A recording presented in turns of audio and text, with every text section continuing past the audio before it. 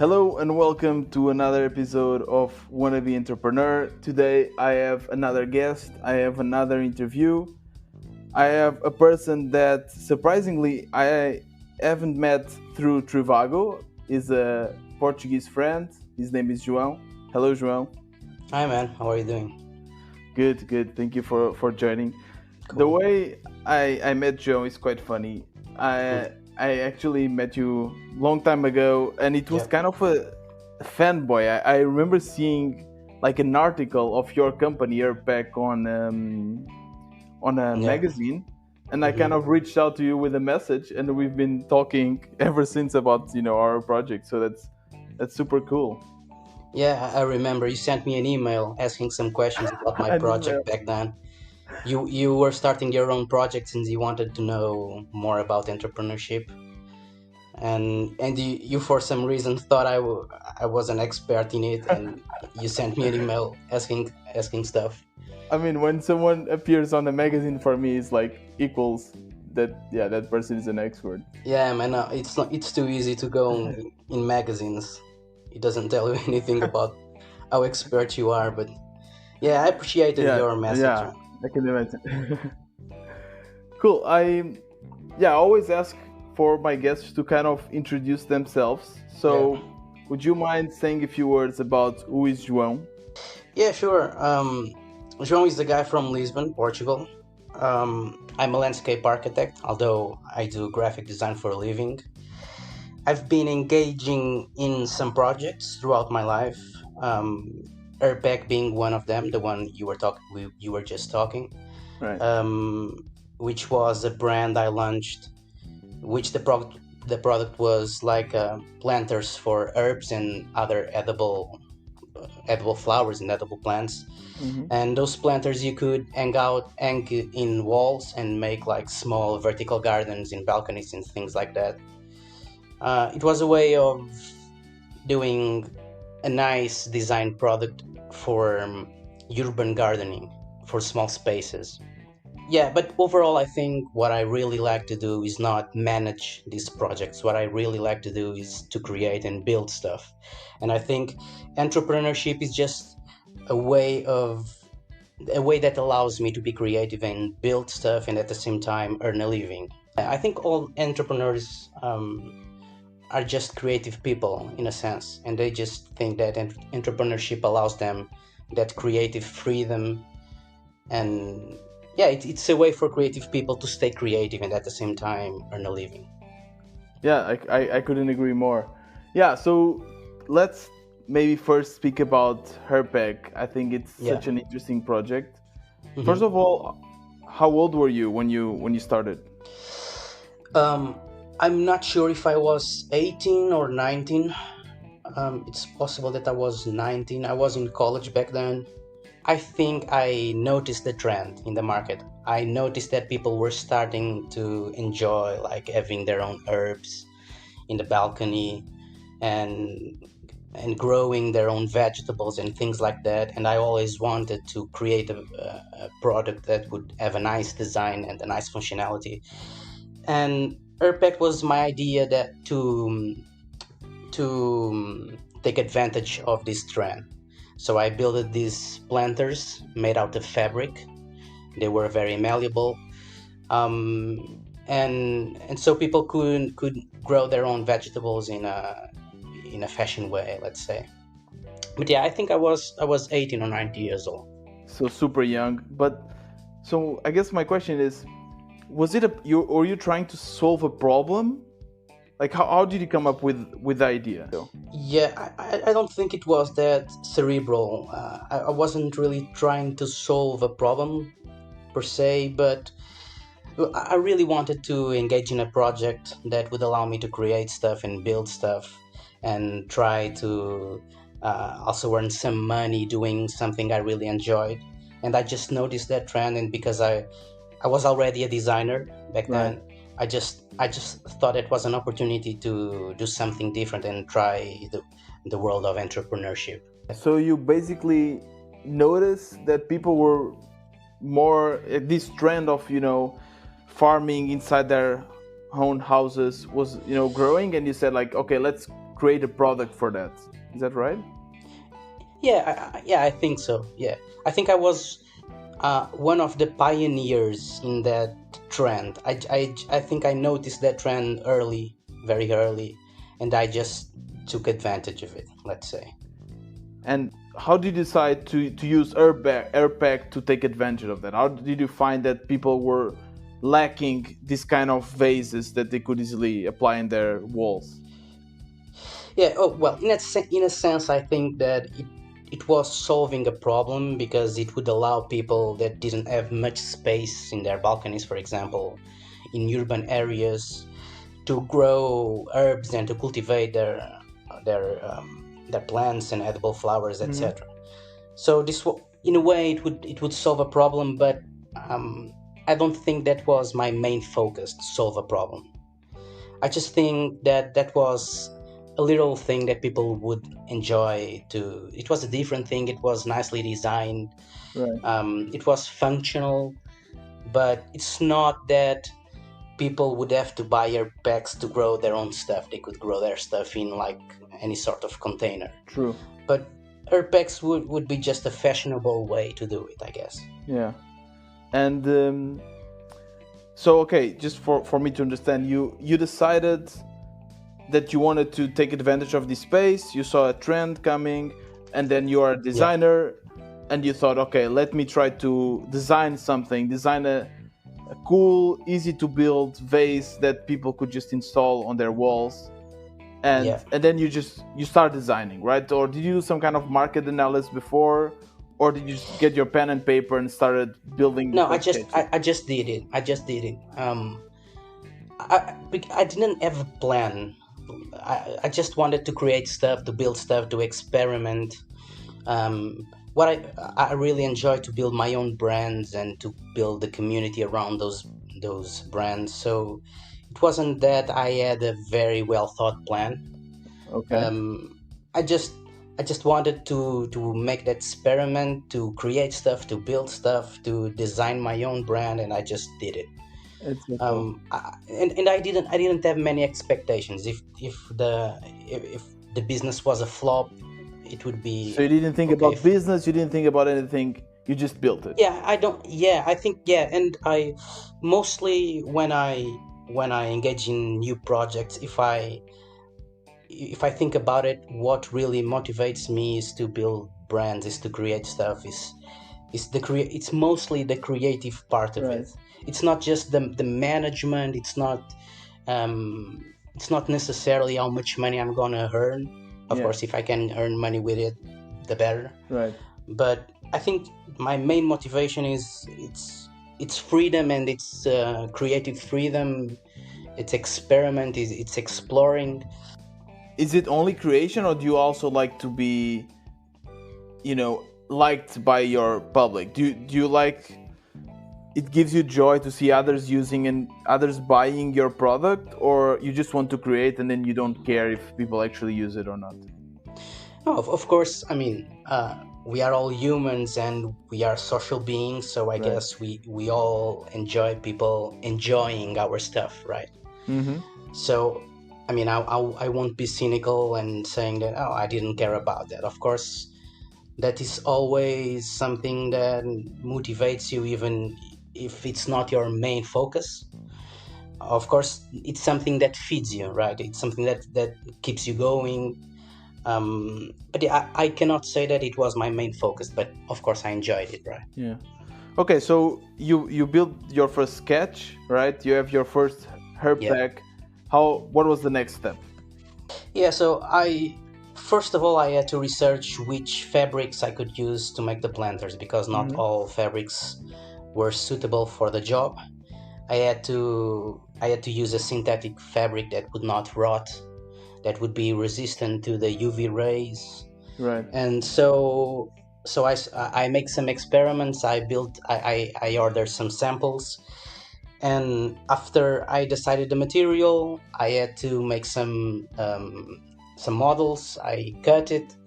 In the beginning, instead of sewing the fabrics, I just glue them. Wow. I would staple them just to try to make a prototype of the planter. Right. And then I left the planter for a few months outside with some plants, and I would see how the plants would do in the planter. I would see how the fabrics would react to the outside conditions. And then after I figured it was all right, I ordered more fabrics. I took the fabrics to a corner shop, a dressmaker, and I ordered like 50 to 100 planters.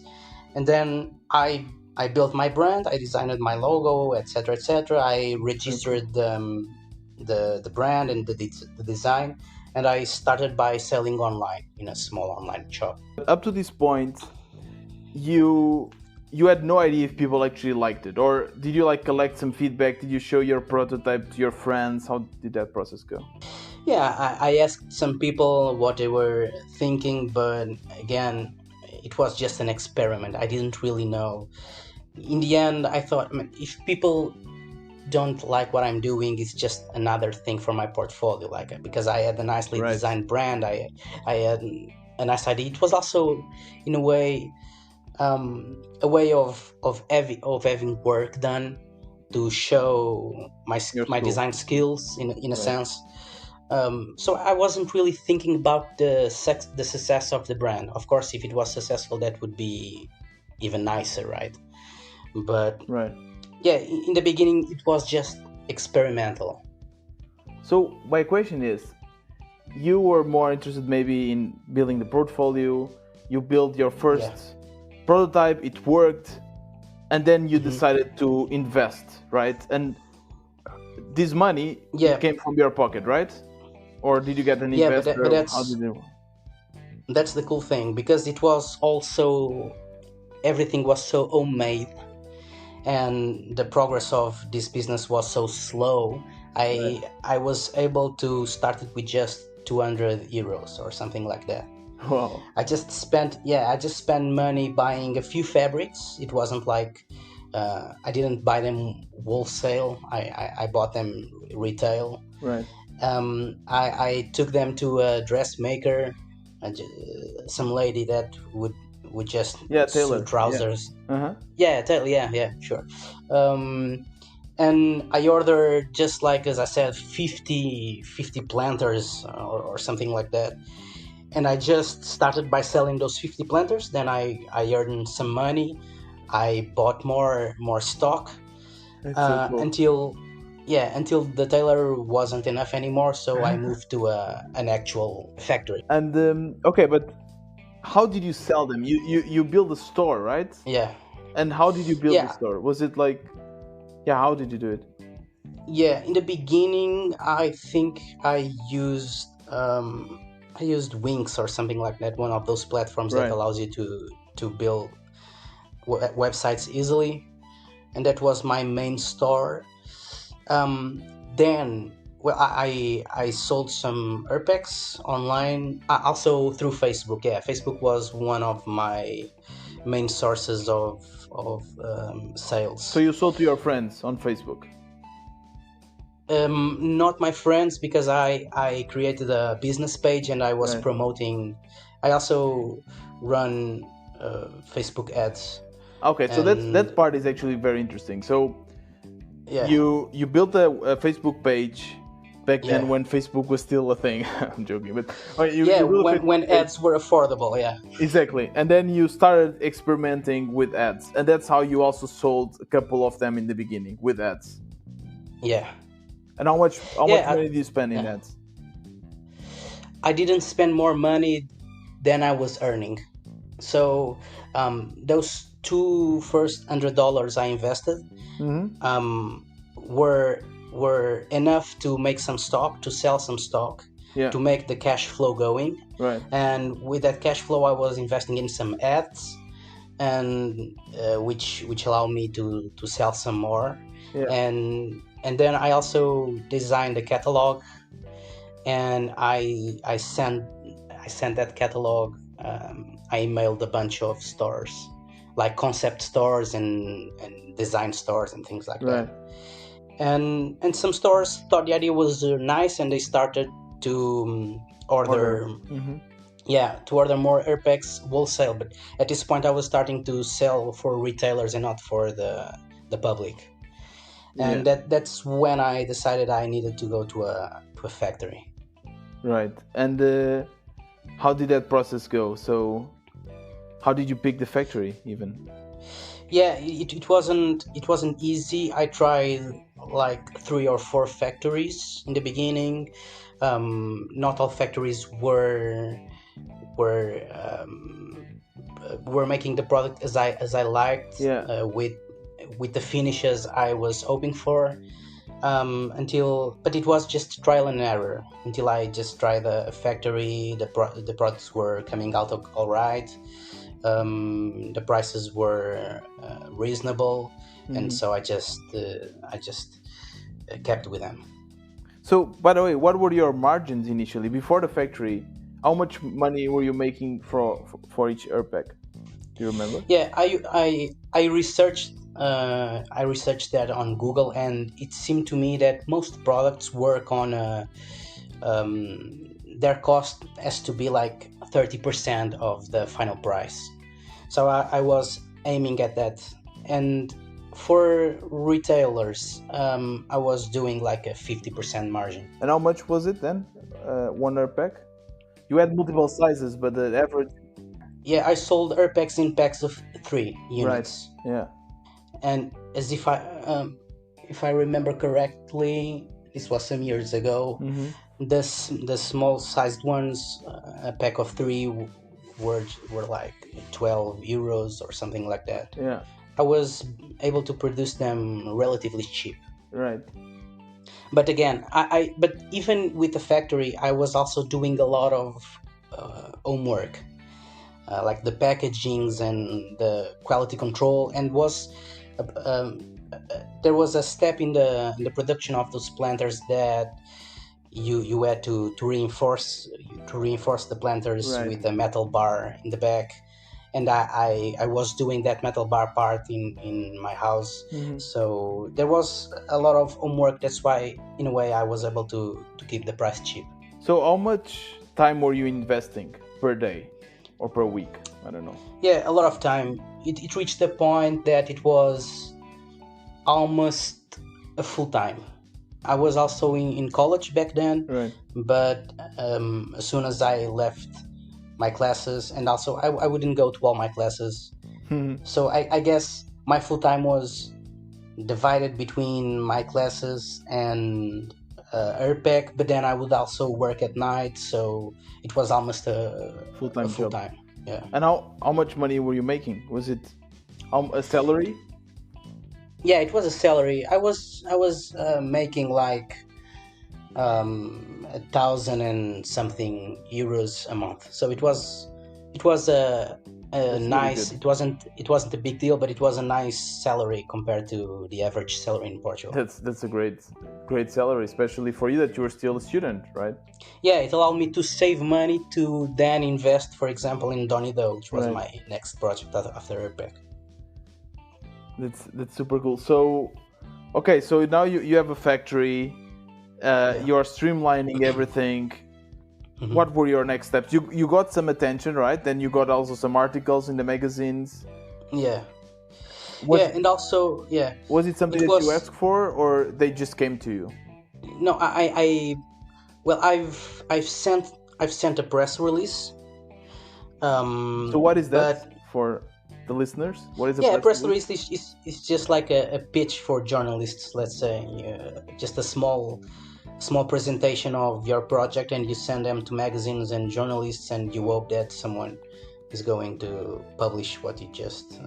So you write something about your company, and then you go to you Google all the emails of journalists and magazines, and you just send it to them and hope that they will get back to you. Yeah, it's something like that, but it only resulted in like a magazine article. Right.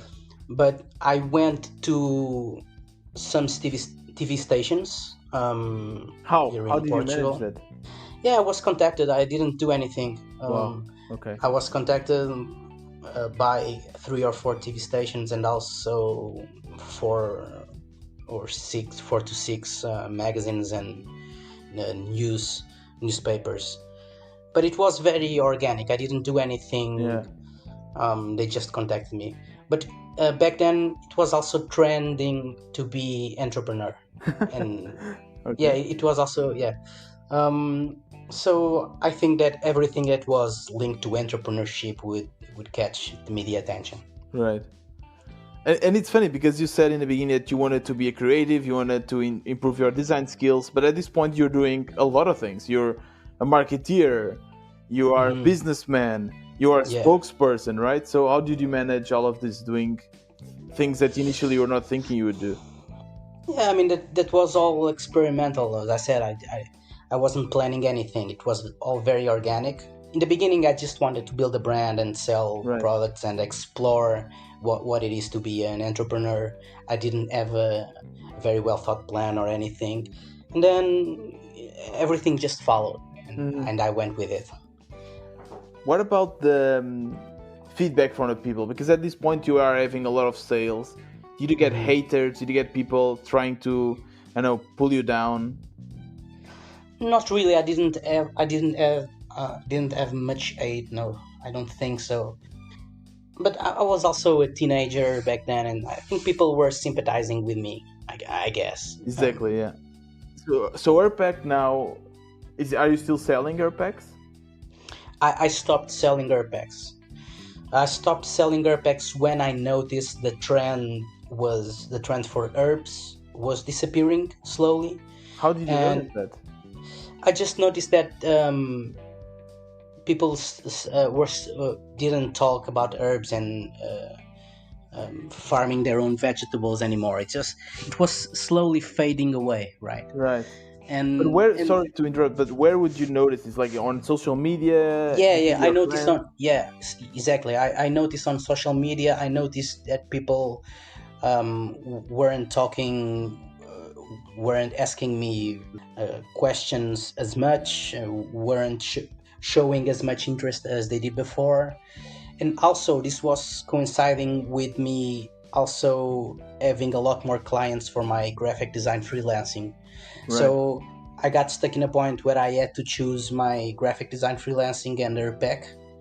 And I thought that to keep Herbpack alive, I would have to come up with new projects and new products. And at that point, I just decided that my graphic design freelancing was the way I was going to follow. Yeah. And when was this? How long after you started it? It was like 3 years, I guess. So it lasted 3 to 4 years. 3 to 4 years. Yeah. And why didn't you try to sell it, the company? Yeah, I could try it. I didn't know how to do it, to be honest. I wouldn't know how to sell a brand. Maybe I could have sold it. But I was so focused on my graphic design freelancing and moving on that I wasn't really motivated to explore that possibility. So basically, you kind of achieve all of your goals. You wanted to build a brand. You wanted to be creative.